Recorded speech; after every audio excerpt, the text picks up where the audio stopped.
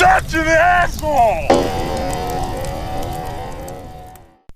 Hey everybody, the old captain here, and we're on the road, and we have a video request. We have a video request from a friend. I gave him a special Friends of Cappy discount of 1% off. So if you're a special friend of mine, you can save 30 cents by switching to Geico Direct. Hey, Sister Creeper. His sister has a hots for me. She's just all totally into me, and I'm like, dude, I'm sorry. I'm already spoken for.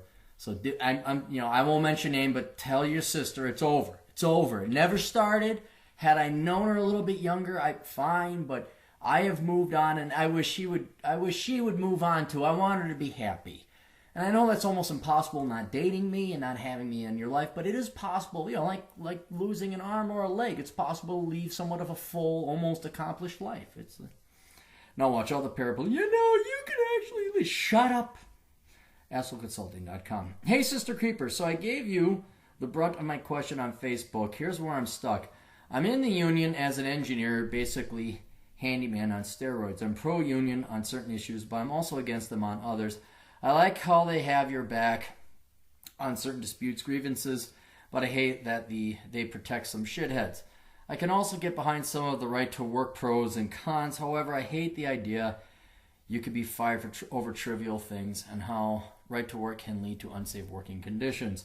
However, what I'd like from you is how should I prepare for the Trump administration and majority Republican rule if they make the nation right to work and do away with prevailing wage? Well, I think it's the states. I mean, right now it's the states that are deciding it. So they could come up with a national policy, but I think Trump, if you haven't noticed, he's kind of like, well, we'll let the states decide that, despite what you might have heard in the media. So, I mean, don't lose sleep over about it yet.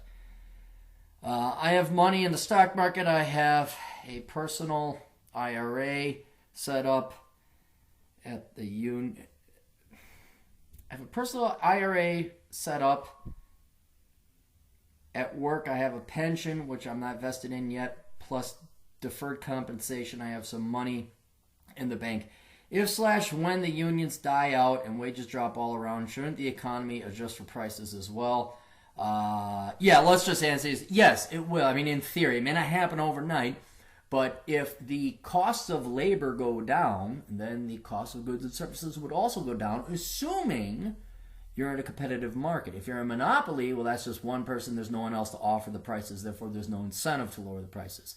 So, yes, if wages go down, in theory, costs would be going down. And frankly, we've already seen that, and I know this is a sore subject with the unions. You've seen that with China. Do you think this thing right here really costs, what did I pay for it? $300, $250? If Americans made it, holy fucking shit, this thing would be $2,000. So yes, if labor prices go down, goods go down as well. You think the Mexicans out in the field toiling, picking you think produce is really that price? Well, with Mexicans being paid cents on the hour, sure. But if prissy little white people out in California, oh my goodness, touch the ground with my hands, gave me out with a spoon. That's a little bit before your sister's time. It costs a lot more than 30 cents for a head of lettuce. Anyway, yes, costs would go down, so your purchasing power would at least maintain itself somewhat. So we have that there. What's the next question? Economy just for prices as well. I visited some right-to-work states, and things cost about the same as Chicago. Well, I don't know what right-to-work... No. Chicago is very expensive. Trust me, I've done more traveling than you. Chicago is expensive. Not as expensive as New York or L.A. or San Francisco, but there's very few states where the average price... I mean, you might have gone to the high-rent district. Chicago is very expensive. Calls about the run. How can I get ahead of the curve? All right. Well, one, you're wrong about, oh my God, the right-to-work states are as expensive as Chicago. If you look at them, they're actually probably, I'd estimate, on par or a little bit cheaper because they're your southern, Wyoming, Texas, and things are cheaper there. They just are. You're heavily unionized, your New Yorks, your Illinois, your Californias, things are more expensive. Now, here's the thing with all the economics. I've heard I did some research for this, and I'm going to say it's inconclusive because right-to-work states are growing faster than non-right-to-work states. But I would say that's for other factors. It might have an effect, but it's not just right to work states. It's also no state income taxes. I would say that's a much larger factor, so that kind of debunks that argument. Then the unions pulling out of their ass, right to work states, they got dangerous. Oh my God, you'll get injured. Okay, bullshit. I call bullshit on that. Here's what we have to re-ask the question. You're worried about, well, what about right to work? What about this? Okay, you're asking, what if a tornado hits my house? Do you control whether a tornado hits your house? Do you vote for it? You've already voted, all right? You voted however you wanted to vote. The die has been cast, and what's going to happen is going to happen. It's up to you to take the measures to be prepared and respond accordingly. All right, so in case of a tornado, I don't know. I don't control whether a tornado is going to hit my house, but I'm going to get insurance. I make sure that I have a place to go and hide in the basement. I put all my valuables below in the basement, or I put it in a heavy safe or whatever. I prepare for the case. I adapt to the environment around me. Unions, especially the United Auto Workers unions, they did not adapt to the environment around them. They said, we're going to get paid this and screw it that. And guess what happened? Japan came along and took damn well near half of the fucking U.S. auto market. So you could, look, and I understand, I'm not necessarily against the union, and especially I've seen instances where you should have the right to form a labor union if the employees want. Because corporate cocksuckers can be evil motherfuckers, and they will screw you over if they can. But at the same time, unions are fucking tone deaf. That's one. I mean, they got overly greedy. They are tone deaf to the realities around them. And you can argue whether or not NAFTA should or should not be a thing. It became a thing. You can argue whether or not Clinton should have signed up with the Chinese and offered an. You can argue it happened. Did you just sit there with your thumb up your ass and this sucks, man? I mean, here's another perfect example.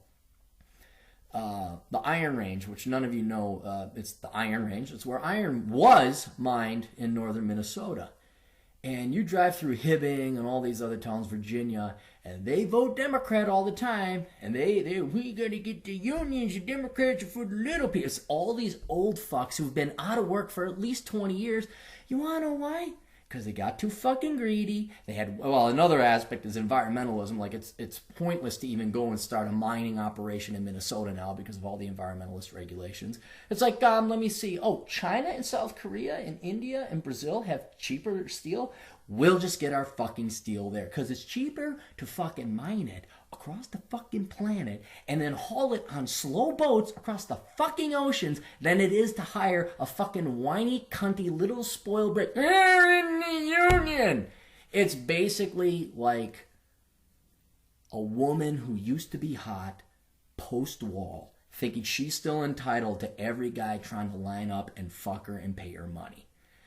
It's outdated. You guys are no longer competitive. You failed to adapt to the environment, accept the reality around you. Right or wrong, moral or not, now you have the consequences of the United Workers Auto. You have Detroit or you have the Iron Range of Minnesota. And I'm sure there's other places where the unions have fucked themselves over.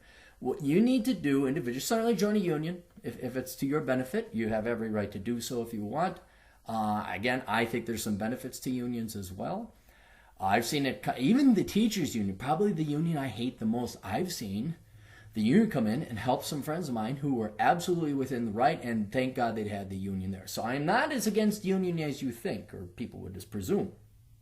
But for you individually, you have to prepare for the case that the unions do fuck themselves over and obsolete themselves. You got to become an engineer. You got to get the skills. You might have to go work in the private sector. All right? What's going to happen is going to happen. The question is, are you prepared for it? Do you have the most skills? Are you out there applying for other jobs? Do you have a side gig? Are you doing the 2 or 3 prong approach? Do you have self-employment? Are you an entrepreneur? That's the shit you got to be doing. But also, I know you personally, I wouldn't worry too much in your particular case, but this is a lesson for other young men and women out there. And that is, you're a minimalist. You don't have expensive, you don't have a mortgage you can't afford. You don't have a car loan. You don't have student loans. So that's the ultimate inoculator against the environment or losing your job or getting a pay cut or not getting your raise or whatever else, is you don't need the money. That is the number one thing you can do to prepare. That's like having insurance on your home in case there's a tornado. You don't have to worry about it. So we could debate right to work, whether it's good or bad for the economy. We could debate whether prevailing wage is good for the economy. No, don't we deserve more? We're here for the little people. You can bang your ear, and you can end up like those fucking pussies over in the fucking Iron Range who are all fat now, and the children never set foot in a fucking mine. You could be like Nucla, Colorado. Look it up. Ain't nobody mining there no more. You could be like Detroit, and you could say what should have been, and you could be like that 58-year-old farmer party girl, of which I've seen a ton out here in Vegas. Like, what the hell you doing, sweetheart? Hey. You can be like that, or you cannot be like that. Choice is up to you. So skill up, be a minimalist, adapt. Gig skills are always in demand. Do not be at the mercy of your employer. Do not be at the mercy of the labor market. And then joining the union is like a fringe benefit or an added bonus if the benefits of joining it pay off. So, anyway, hope that helped out. Best of luck to you. Say hi to your sister for me. Toodles.